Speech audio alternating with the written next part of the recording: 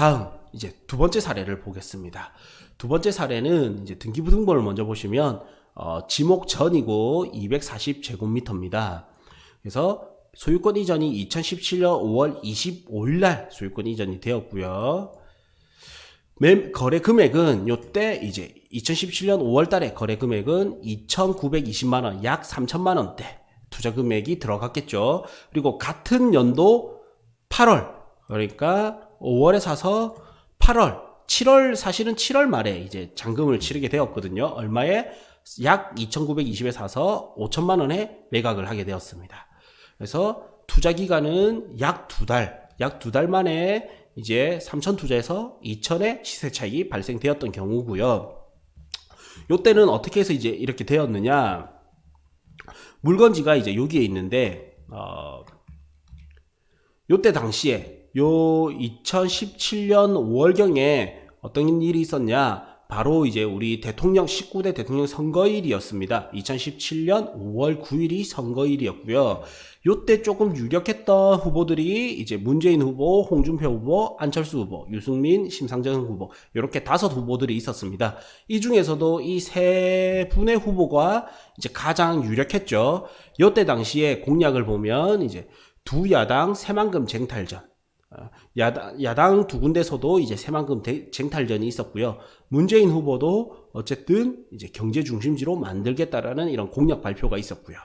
다음 안철수 후보도 이제 새만금 지역의 SOC 구축 및 삼삼센터를 방문해서 대통령이 직접 새만금 사업 추진 점검을 하겠다. 새만금 교통 인프라를 구축하겠다.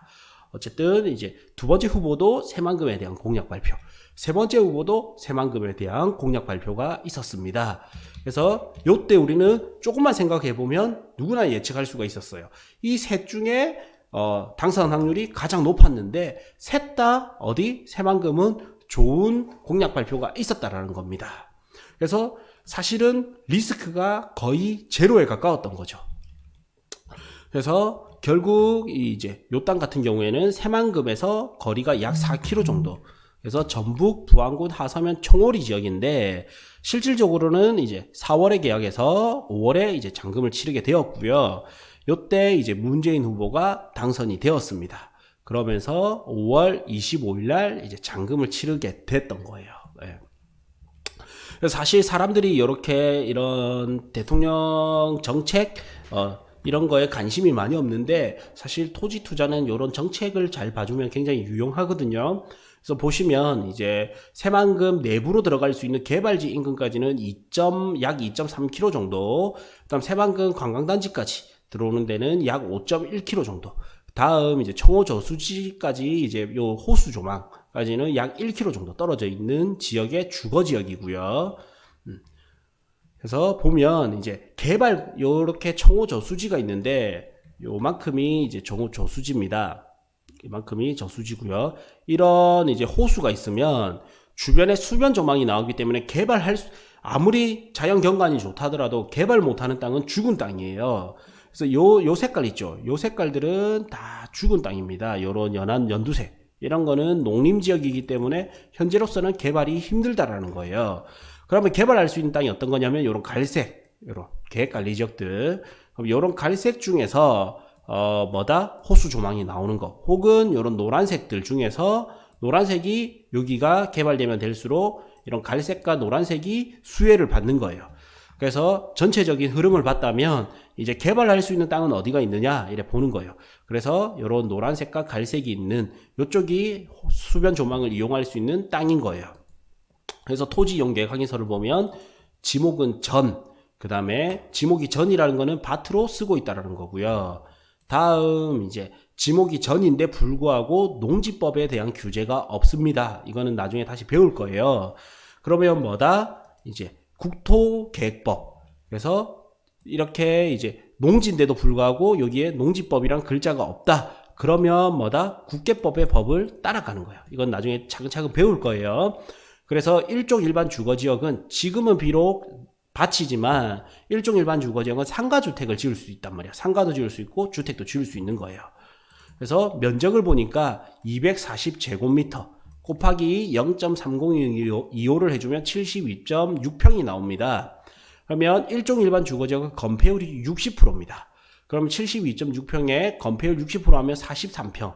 그러니까 우리 보통 편의점이 15평에서 20평이라고 보면 돼요. 그러면 큰 식당을 하나 할 수도 있고 작은 점포를 2개를 뽑을 수도 있습니다. 그럼 우리가 생각했을 때는 면적이 조금 작다 생각할 수 있지만 실질적으로는 면적이 그렇게 작은 면적은 아니라는 거예요. 다음 이제 지적도를 보게 되는데 이렇게 땅 모양을 보면 이제 도로와 요만큼이 조금 아쉽죠. 예, 조금 아쉽기는 하지만 내가 건물은 지을 수 있는 땅이다. 요거를 사넣을 수 있으면 더 좋겠죠. 예. 그러나 이제 요것만 해도 괜찮고 요 땅 주인 입장에서 한번 살펴봅시다. 요 땅 주인 입장에서는 면적이 너무 작아요.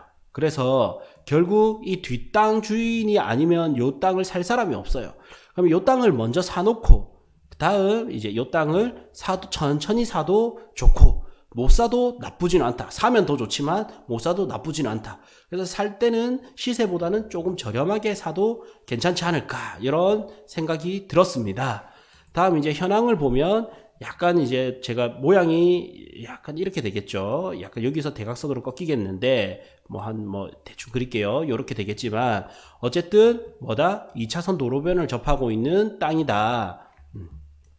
그리고 조망을 보면 이게 로드뷰다 보니까 그런데 호수 조망도 나오는 땅이다.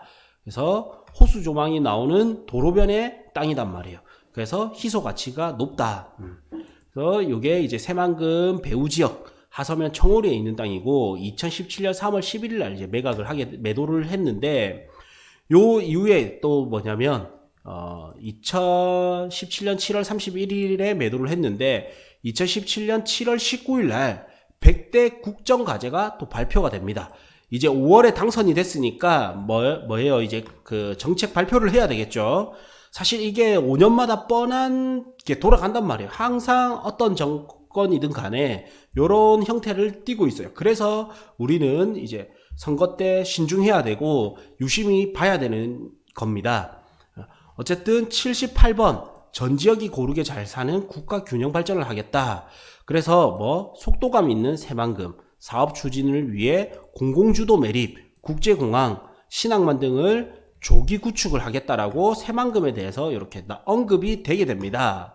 그러니까 당연히 더 잘 팔리게 될 거고 요때 이제 얼마? 5천만 원에 매각을 했죠.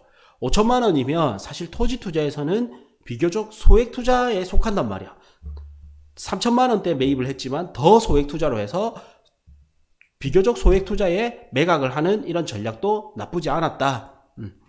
그 뒤로 또 2017년 8월 17일 날 이제 확정이 되게 됩니다. 2023년 세계 잼버리가 대한민국에서 유치 확정이 되게 됩니다. 이 대한민국 어디? 새만금 지역으로. 그러게 되면서 이제 이 뒤에 샀던 분들도 항상 이제 우리는 무릎에 사서 어깨에 팔아라고 하는데 요것도 어깨라는 거는 아닌데 원래 목표가 단기 투자가 목표였습니다. 그래서 어차피 공약 정책을 보니까 1, 2, 3 후보 중에 한 분이 될 건데 누구나 다 새만금을 밀고 있었고 그러면 당선이 되게 되면 어쨌든 당선 초기에 정책 발표를 할 거고 요때는 어쨌든 새만금 지역에 대한 발표가 나올 것이라는 예상을 할 수가 있었고요. 그래서 단기 투자를 목적으로 했기 때문에 적당히 팔고 나왔던 경우입니다. 지금 또 굉장히 이제 인기가 좋은 지역 중에 하나거든요. 2017년에 팔았지만 3년 뒤인 지금 더 인기가 좋은 지역 중에 하나입니다. 그래서 뒷사람 또 이런 게 있기 때문에 살 수가 있었겠죠. 어쨌든 토지 투자는 어떻게 이 두 가지 사례를 보면 알 수 있듯이 비교적 단기 투자, 소액 투자로도 할 수 있다라는 거예요. 단 이제 그 시점도 필요하고 보는 눈도 필요하겠죠. 그래서 토지 투자의 가장 큰 적은 편견이다. 대부분 토지 투자라고 하면 그냥 제껴버려요, 옆으로.